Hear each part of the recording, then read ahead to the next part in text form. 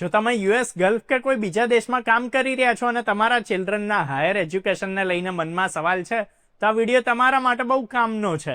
ખાસ કરીને એ Indian parents માટે કે જે ઈચ્છે છે કે એમના છોકરા ભારતમાં ભણે પણ ફીઝ અને ખર્ચાને લઈને અનશ્યોર રહેતા હોય છે. તો ભારત સરકારની એક એવી સ્કોલરશિપની વાત કરીશું કે જે ખાસ કરીને ઓવરસીઝ ઇન્ડિયન્સ અને એમના છોકરાઓ માટે બનાવવામાં આવી છે. તો સ્કોલરશિપ શું છે, કયા છોકરાઓને મળી શકે છે, કેટલી અમાઉન્ટ મળતી હોય છે, શું એમાં કન્ડિશન્સ હોય છે અને એપ્લાય કેવી રીતે કરવાનું. તો ભારત સરકાર દર વર્ષે scholarship programme four diaspora children એટલે કે એસપીડીસી સ્કોલરશિપ આપે છે.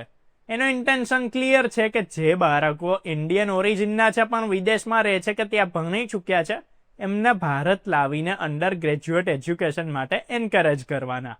આ સ્કોલરશિપ ખાલી અંડર ગ્રેજ્યુએટ લેવલના એજ્યુકેશન માટે છે, એટલે કે ગ્રેજ્યુએશન માટે. હવે સમજીએ આ સ્કોલરશિપનો ફાયદો કેવા છોકરાઓને મળી શકે છે. તો સૌથી પહેલા એમાં આવે છે એનઆરઆઈ, પીઆઈઓ અને ઓસીઆઈ કેટેગરીના પેરેન્ટ્સના બાળકો. એટલે જો તમે નોન રેસિડન્ટ ઇન્ડિયન છો, પર્સન ઓફ ઇન્ડિયન ઓરિજિન છો કે પછી ઓવરસીઝ સિટીઝન્સ ઓફ ઇન્ડિયા એટલે કે ઓસીઆઈ છો, તો તમારું બાળક આ સ્કોલરશિપ માટે એલિજિબલ રહી શકે છે. એ સિવાય એક બીજી ઇમ્પોર્ટન્ટ કેટેગરી છે જે કેટલાય લોકોને નથી ખબર હોતી. એ સ્કોલરશિપ એવા ઇન્ડિયન વર્કર્સના ચિલ્ડ્રનને પણ મળે છે જે ઈસીઆર કન્ટ્રીઝમાં કામ કરી રહ્યા છે. ઈસીઆર કન્ટ્રીઝ એ દેશો છે જ્યાં ઇન્ડિયન વર્કર્સ મોટી સંખ્યામાં જોબ કરે છે, જેમ કે Afghanistan, Bahrain, Indonesia, Iraq, Jordan, Kuwait, Lebanon, Libya, Malaysia, Oman, Qatar, Saudi Arab, Sudan, Syria, Thailand, United Arab Emirates અને યમન. જો પેરેન્ટ્સ આ દેશોમાં કામ કરી રહ્યા છે તો એમના બાળકોને માટે પણ એસડીપીસી સ્કોલરશિપનું ઓપ્શન છે. તો હવે વાત કરીએ આંકડાની. તો દર વર્ષે 150 પ્રકારની સ્કોલરશિપ્સ આપવામાં આવે છે.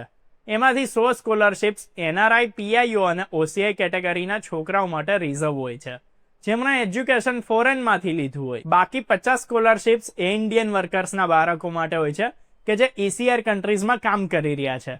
ઈસીઆર કેટેગરીની અંદર પણ સ્કોલરશિપને ડિવાઈડ કરવામાં આવી છે. એમાંથી 33 સ્કોલરશિપ એ છોકરાઓ માટે રિઝર્વડ હોય છે જેમણે ફોરેનમાં એજ્યુકેશન લીધું હોય છે, અને 17 એવા માટે કે જે ભારતમાં રહીને ભણ્યા હોય છે. હજુ એક ઇમ્પોર્ટન્ટ વાત એ છે કે દરેક કેટેગરીઝમાં 50% સ્કોલરશિપ્સ છોકરીઓ માટે રિઝર્વ છે, એટલે ગર્લ સ્ટુડન્ટ્સને એક્સ્ટ્રા પ્રેફરન્સ આપવામાં આવે છે. હવે સવાલ આવે છે કે સ્કોલરશિપ એમાઉન્ટ કેટલી મળે છે.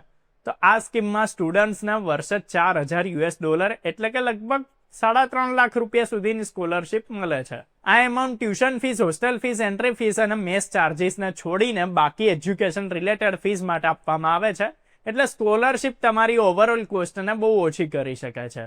હવે એલિજિબિલિટીની વાત કરીએ તો સ્કોલરશિપ ખાલી એ જ સ્ટુડન્ટ્સને મળે છે જેમણે 11th અને 12th પાસ કર્યું છે. એનઆરઆઈ, પીઆઈઓ અને ઓસીઆઈ કાર્ડ હોલ્ડર્સ કેટેગરીના સ્ટુડન્ટ્સ માટે જરૂરી છે કે એમણે 11th અને 12th બંને વિદેશમાં પાસ કર્યું હોય. ઈસીઆર ઇન્ડિયા કેટેગરીમાં આવનારા સ્ટુડન્ટ્સ માટે થોડી ફ્લેક્સિબિલિટી છે.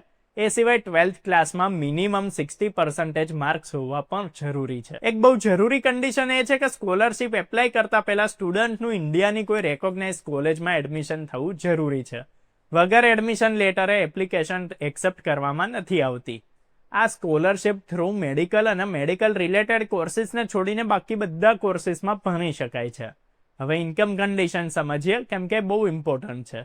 તો એનઆરઆઈ, પીઆઈઓ અને ઓસીઆઈ સ્ટુડન્ટ્સ માટે ફેમિલીની ટોટલ મંથલી ઇન્કમ $5,000 થી વધારે ના હોવી જોઈએ. તો ઈસીઆર કન્ટ્રીઝમાં કામ કરનારા પેરેન્ટ્સના બાળકો માટે પણ મંથલી ઇન્કમ લિમિટ $3,000 રાખવામાં આવી છે. ઇન્કમ પ્રૂફ તરીકે પેરેન્ટ્સે કંપનીની pay slip, income tax return જમા કરાવવું પડી શકે છે. તો હવે વાત કરીએ એપ્લિકેશન પ્રોસેસની કે જે સૌથી વધારે ઇમ્પોર્ટન્ટ છે. તો જ્યારે સ્ટુડન્ટ્સને 12th પાસ કર્યા પછી ઇન્ડિયાની કોઈ અંડર ગ્રેજ્યુએટ કોલેજમાં એડમિશન મળી જાય છે તો સ્કોલરશિપ માટે એપ્લાય કરી શકે છે. એપ્લિકેશન ડાયરેક્ટલી કોઈ ઇન્ડિયન કોલેજ કે ડિપાર્ટમેન્ટમાં નથી કરવામાં આવતી. સ્ટુડન્ટ્સે પોતાની એપ્લિકેશન પોતાની કન્ટ્રીમાં રહેલી ઇન્ડિયન એમ્બેસી, હાઈ કમિશન કે કોન્સ્યુલેટ થ્રુ સબમિટ કરવાની હોય છે. આ સ્કોલરશિપથી ઇન્ડિયન પેરેન્ટ્સ અને સ્ટુડન્ટ્સને શું ફાયદો મળે છે એ સમજવું બહુ જરૂરી થઈ જાય છે. તો ફોરેનમાં મોટા થયેલા બાળકો માટે ઇન્ડિયામાં ભણવું એક કલ્ચરલ અને ઇમોશનલ કનેક્ટ બનાવે છે. સાથે જ એજ્યુકેશનલ કોસ્ટ પણ મેનેજેબલ થઈ જાય છે. પણ પેરેન્ટ્સ અને સ્ટુડન્ટ્સે એ ધ્યાન રાખવું જોઈએ કે એલિજિબિલિટી, ઇન્કમ પ્રૂફ અને ડોક્યુમેન્ટ્સ એકદમ ક્લિયર અને કરેક્ટ હોય કેમ કે ખોટી ઇન્ફોર્મેશન આપવા પર એપ્લિકેશન રિજેક્ટ થઈ શકે છે. જો તમે યુએસ, ગલ્ફ કે કોઈ બીજી કન્ટ્રીમાં રહો છો અને તમે ઈચ્છો છો કે ભાઈ તમારું બાળક ઇન્ડિયામાં ગ્રેજ્યુએશન કરે, તો તમે એસપીડીસી સ્કોલરશિપ તમારા માટે એક સ્ટ્રોંગ ઓપ્શન રહી શકે છે. સાચા પ્લાનિંગ ને સાચા સમય પર એપ્લિકેશનથી એનો પૂરો ફાયદો લઈ શકાય છે. જો તમારા મનમાં એસડીપીસી સ્કોલરશિપને લઈને કોઈ ડાઉટ છે તો કમેન્ટ્સમાં જરૂરથી પૂછો. આ ઇન્ફોર્મેશન શેર કરવી પણ બહુ જરૂરી છે, એટલે સાચા લોકો સુધી ઓપોર્ચ્યુનિટી પહોંચી શકે. તો જો વિડીયો પસંદ આવ્યો હોય તો લાઈક કરો, શેર કરો. આવી જ અપડેટ્સ, વિડીયોઝ અને ઇન્ફોર્મેશન માટે જોતા રહો અમારી ચેનલ અર્બન ગુજરાતી.